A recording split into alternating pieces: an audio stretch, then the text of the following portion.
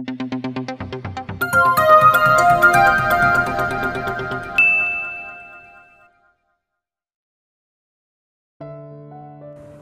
na ba kita mapipigilan? Inaayos ni Hana ang mga gamit sa maleta nang pumasok si Andre sa kwarto niya. Tinapos niya ang 2 taong kontrata niya sa hotel na pinapasukan at ngayon ay pinauwi siya ng Pilipinas para dalawin ng lola niya. Naitawag ko na kay lola na ngayon ang uwi ko. Inasahan din nila tatay na uuwi ako. Isinara ni Hana ang zipper ng maleta sa ginalan tingin sa kabuuan ng silid. I'll miss you, wika nito. I'll miss you too. Salamat sa pagpapatuloy niya ni Ate Sofia sa akin.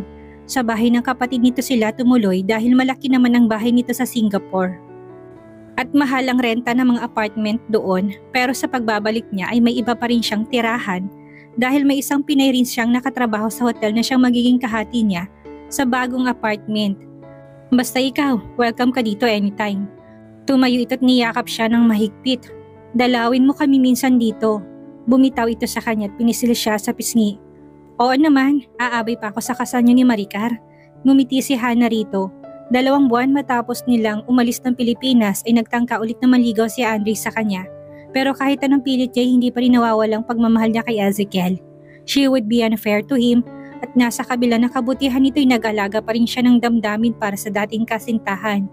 Makalipas ang ilang buwan ay nakilala naman ito si Maricar na bagong staff sa hotel na pinagtatrabahuhan.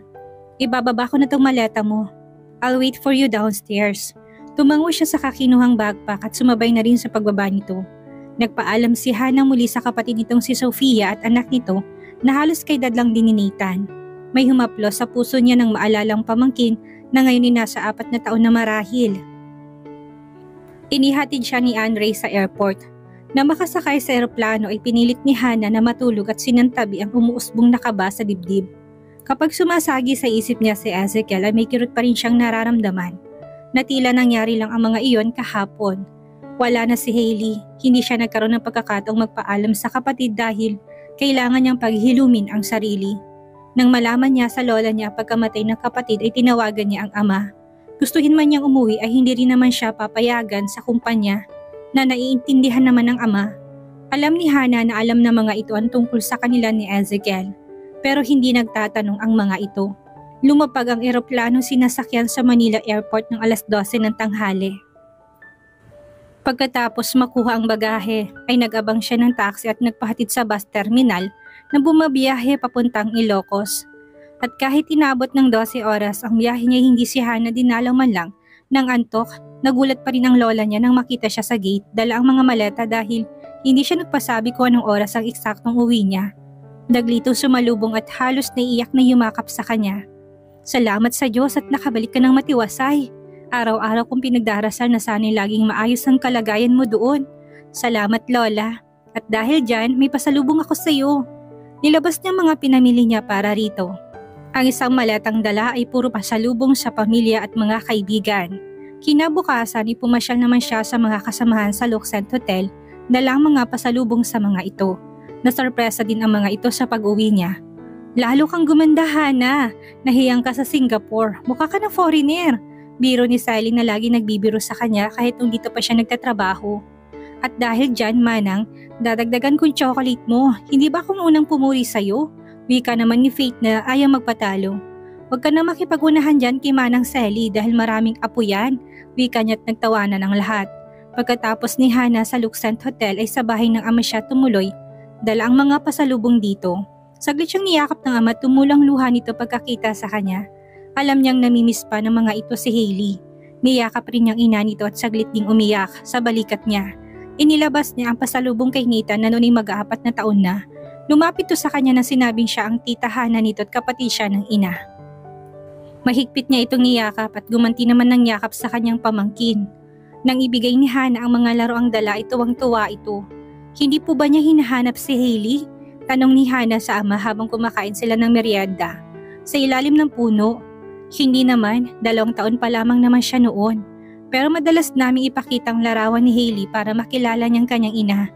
Tinanggal niya na munang bara sa lalamunan bago tinanong kung dinadalaw pa rin ba ito ni Ezekiel. Nabanggit ng dating kasintahan na hindi nito totoong anak si Nathan, pero ngayon lang muling sumagi sa isip niya yon. Hindi na rin siya nagkaroon ng pagkakataong kumpirmahin iyon at ngayon hindi niya alam kung alam ng mga magulang ni Hailey ang totoo. Kapag hindi siya nakakauwi dito, pinapasundo niya kami sa driver para makapunta sa kanya. Mahal na mahal ni Ezekiel si Nathan. Sa katunayan, hiningi niyang permiso sa amin kung pwedeng mamalagi na doon ng bata para doon ipagamot. May sakit ho si Ethan? Inobserbahan ang kondisyon ng puso niya dahil madalas siyang mahapon itong mga nakaraang buwan. Kailangan daw na matingnan ng mga espesyalista. Nangako naman si Ezekiel na lagi kami ipapasundo para makita si Nathan.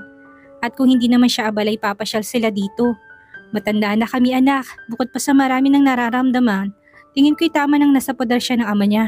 At magandang sa Maynila din siya mamalagi, lalo at malapit na siya mag-aral. Patuloy nitong sabi. Sa susunod na linggong dating ni Ezekiel para sa death anniversary ni Hailey. Pag-uwi niya ng Maynila ay sasama niya na si Ethan. Wika naman ng ina ni Hailey. Paano kung mag-asawa si Ezekiel? Sa kaibuturan ng puso ni Hannah ay gusto niyang malaman kung nag-asawa ito sa panahong wala siya sa Pilipinas. Pero pinanatili niyang maging kasawalang anumang tanong na may kinalaman dito. May trust fund na si Nathan na inilaan ng ama niya at makukuha niya yon pagtungtong niya ng 16 anyos. Alam ko hindi niya pababayaan ng anak niya na magkaroon man siya ng ibang pamilya. Kahit kami binigyan niya ng retirement plan. Dadala ho ako sa puntod ni Hailey mamaya, pag-iiba ni Hannah ng usapan. Hiniling ni Ezekiel na makausap ka pagdating niya Hannah. Nabanggit ko sa kanya na nandito ka sa Pilipinas ngayon. Nagulat si Hannah sa sinabi ng ama pero hindi siya nagbigay ng anumang reaksyon. Wala sa plano niyang makipagkita dito matapos na matagal na panahong wala silang komunikasyon. Aaminin niyang natatakot siyang harapin itong muli dahil sa dalawang kadahilanan. Ang maamin sa sariling mahal pa rin niya ito o ang mabuksang muli ang sugat na matagal niyang pinaghilom sa puso niya. Para saan ho? Kaswal niyang tanong. Hindi ko alam anak pero sana'y magkausap kayo kung para sa kapakanan ni Nathan. Sandali si Hannah na natigilan sa pakiusap ng ama. Kung para sa kapakanan ni Nathan ay nararapat lang na isang tabi ang anumang damdamin na meron siya. Muling sumagi sa isip niya ang hiling ng kapatid na alagaan niya ang anak nito kapag wala na siya. Sige ho, sa huli na sabi ni Hannah kahit labag sa kalooban. Sumama na rin ang ama't ina ni Hailey sa pagbisita niya sa puntod ng kapatid. Kalong niya ang anak nito habang hawak ang laruang pasalubong niya sa binata. Nakita rin niya sa bahay ng mga ito kanina. Ang mga mamahaling laruan na marahil ay galing sa ama. Sa ilang araw ng pamamalagi ni Hannah sa Pilipinas ay inuubos niya ang oras sa pakipaglaro sa pamangkin dahil wala rin naman siyang ibang pagkakaabalahan. Magiliw sa kanyang bata at hindi ito mahirap mahalin. Kung nabuhay ang anak nila ni Ezekiel ay 1 taon na rin itong mahigit ngayon. 2 linggo lang ang bakasyon niya sa Pilipinas. Ilang araw pagkatapos ng death anniversary ni Hailey ay aalis siyang muli. Hindi niya alam kung kailan niya ulit na naising bumalik. Kapag nasa poder na si Ezekiel si Nathan, hindi na sila magkakaroon pa ng pagkakataong magkasama. Pero nang dumating ang araw ng pagkikita nila ni Ezekiel, ay nagbago lahat ang plano niya. Gusto nito na sumama siya sa Maynila at samahan si Nathan sa poder nito, habang inaayos ang tungkol sa kalusugan sa bata. Gusto ni Hannah na tumanggi, may iba na siyang buhay ngayon at may sarili siyang mga plano para sa sarili at hindi kasama doon ang makasama tumuli anuman ang dahilan. Pero sa huli napapayag pa rin siya dahil sa awa sa bata. Tumututol ang isip niya at hindi niya alam kung yun ang tama. Nang muli niyang makita ang dating kasintahan ay muling nabuksan lahat ng damdaming pinilit niyang kinalimutan. Sa mahabang panahon, sakit, pait at pagmamahal. Pero wala pa ron ng pagpapatawad. Pinagtapat sa amin ni Ezekiel ang naging relasyon niyo anak. Wika ng ama, 1 araw bago umuwi si Ezekiel sa Ilocos para sa death anniversary ni Hailey. Minahal ka niyang totoo. Hindi ko nakita minsan man na inalagaan niya si Hailey katulad ng pag-aalaga ng isang kasintahan. Kung pinansyal ang pag-uusapan, hindi siya nagkulang. Sobra-sobra pang binigay niya. Pero nang magdesisyon kang lumayo ay nawalan na siya ng sigla. Pinanindigan pa rin ni Ezekiel ang pagiging ama kay Nathan. Ngunit alam ko kung kaya niyang itama ang mali ay ginawa niya na. Nawalan ako ng anak dahil sa sakit na mga natuklasan ko. Wika niya. Masigit na nasaktan si Ezekiel dahil pati ikaw ay nawala. Siya ang ama ng dinadala mo noon, samantalang hindi niya anak si Nathan. Pinagtapat sa amin yun ni Hailey at alam ni Ezekiel yon matagal na. Yun ang pinangangamba ni Hailey kaya nakikiusap siyang ituring mong anak si Nathan. Kung ako ang tatanungin mo'y mas gusto kong mapatawad mo si Ezekiel at mahalin mo siyang muli. Huling sabi ng ama. Pagkatapos niyang mag-empake ay mupo si Hana sa kama at pinagmasdan ng kwintas na dating ibinigay ni Ezekiel. Sa pagpayag niya sumama dito sa Maynila kasama si Nathan ay naroon na rin ang posibilidad na bumalik ang damdamin niya sa binata na hindi malayang mangyari kung ang pagbabasahan ay ang pagkasabik na makita niya ito kahapon matapos ang matagal na panahon. Hindi pa rin naghihilom ang sakit at hindi niya tsak kung anong pakay ni Ezekiel.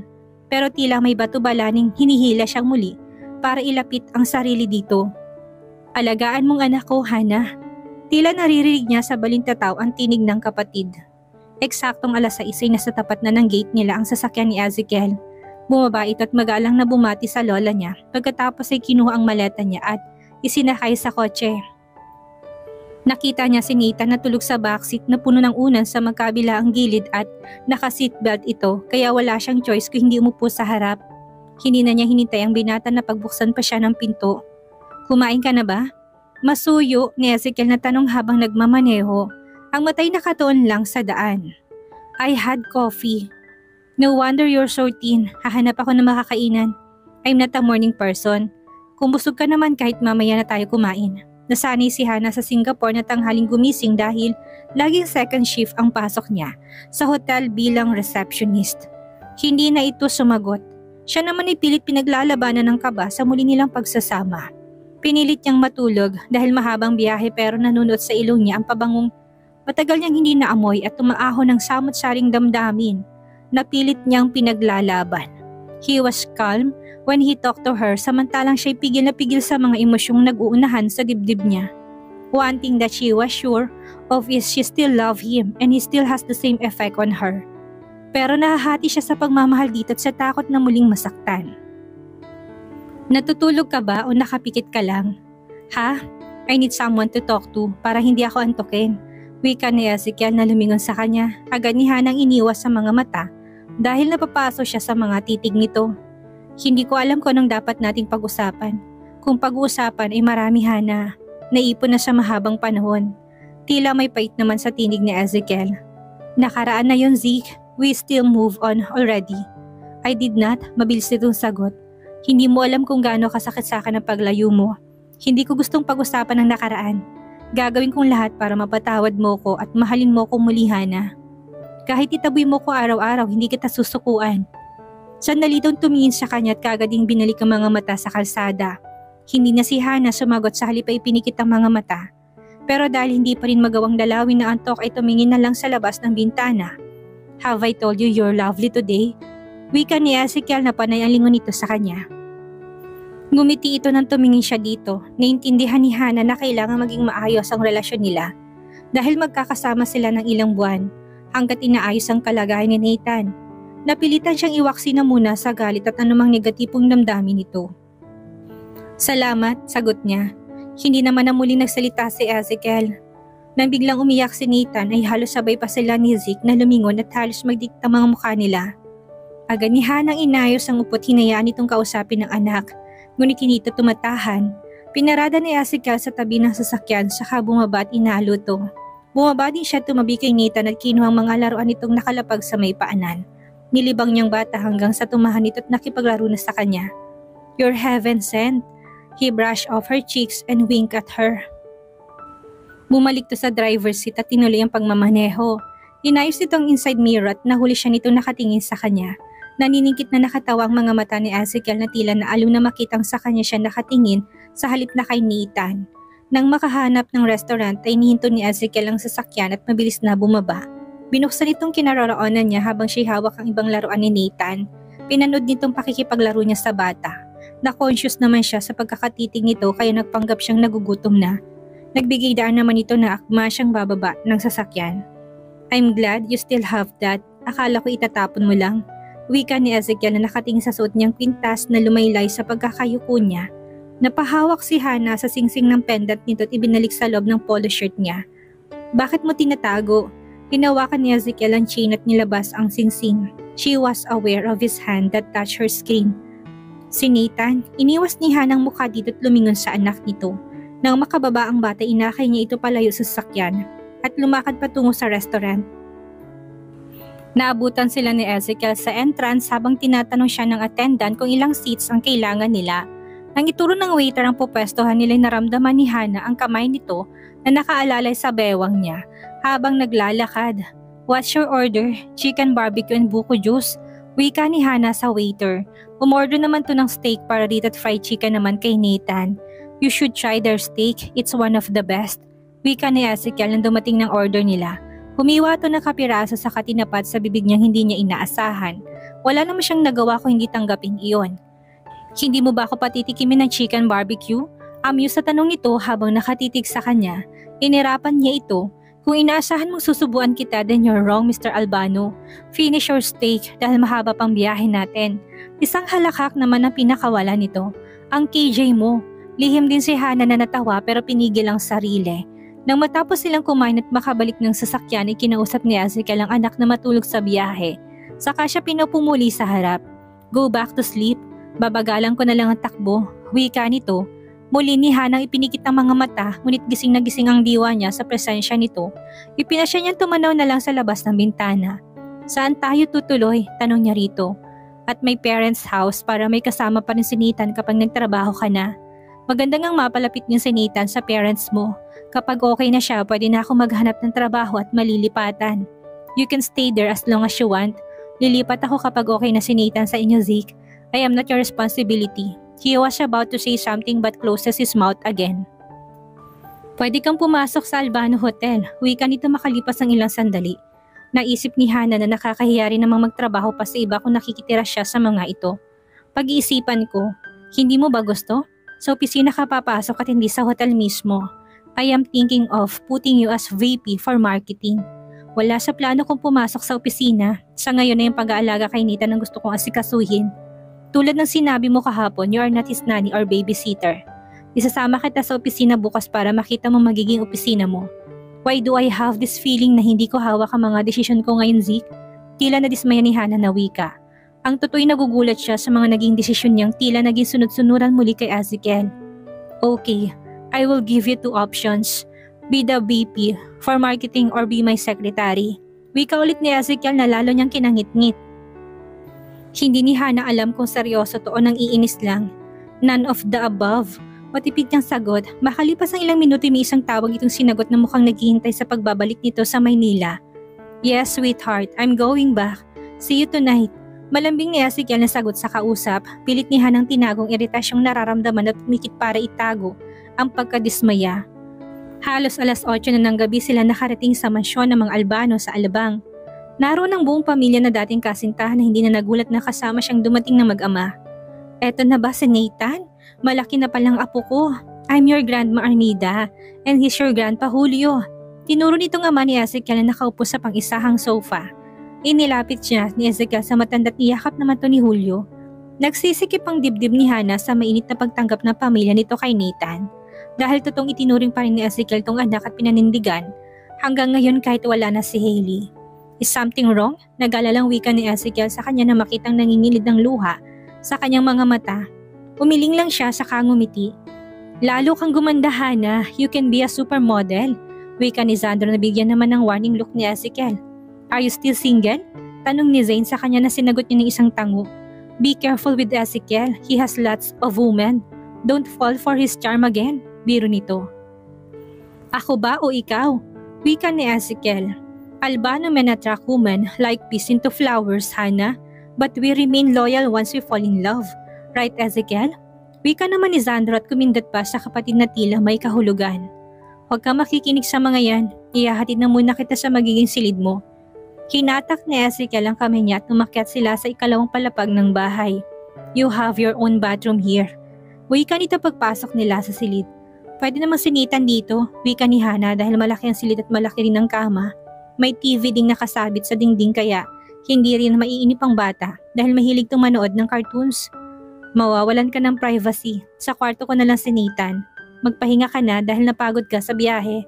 Aalis ka pa ba?" Kahit si Hana ay nabigla sa tanong niyang iyon, nakita naman niyang kumunot ang noon ni Ezekiel. "I heard this morning that you were about to see someone tonight. Do you want me to?" Bakit akong tinatanong mo? Iniwas niyang mata ngunit alam niyang nakatitig pa rin ito sa kanya. "Kung hindi kita kilala, iisipin kong nagsiselos ka. Seryoso nitong wika. That's my cousin Jade. No, I won't be seeing her tonight. I'm exhausted and I want a good night's sleep. Magpahinga ka na rin. Iginala ni Hanang mata sa silid pagkalabas ni Ezekiel. May pintuang palabas ng balkonahe.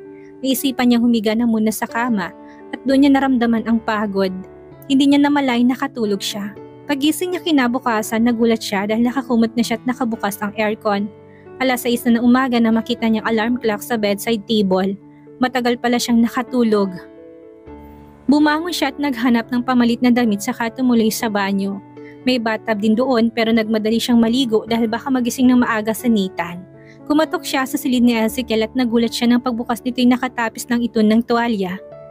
Gising na ba si Nathan? Tanong ni Hana na hindi alam kung saan itutuon ang mata. Nakalantad ang mabalahibo nitong dibdib na tumutulop ang tubig na tila hindi pa dinaanan ng tuwalya. Hindi pa. I thought you were not a morning person. Inaawang ni Ezekiel ang pinto marahil para pumasok siya pero natili siya sa labas habang kausap ito. Maaga ako nakatulog kagabi at saka alam kong papasok ka sa opisina. Yes, pero tanghali pa ako papasok. Hindi ba't sasama ka? Tumingin ito sa kanya na natiling nakatayo sa labas. Will you come inside? I might be starving right now but I won't bite you. Babalik na lang ako kapag gising na si Nathan. Wika ni Hana at bumaba sa komedor at naabutan doon si Sandro. Good morning, bati niya dito. Hi, join me for breakfast. Where is Zeke? Tanong nito. Nagpasabi naman to sa katulong na ipagawa siya ng kape. Papasok ka rin sa opisina? Tanong ni Hana. Not today, may internship ako sa ospital. Tinitigan ni Hana ang kaharap habang abala ito sa pagkain at kung anumang binabasa nito sa cellphone. Totoong nagagandang malalaki ang mga kapatid ni Ezekiel kahit panuunan niyang makita si magazine. But they have different features. Si Zane ang may pinakamalaki ang katawan at tila mas seryoso sa buhay. Si Ezekiel ay mas friendly at relax at ang isang to naman ay tila boy next door sa tatlo.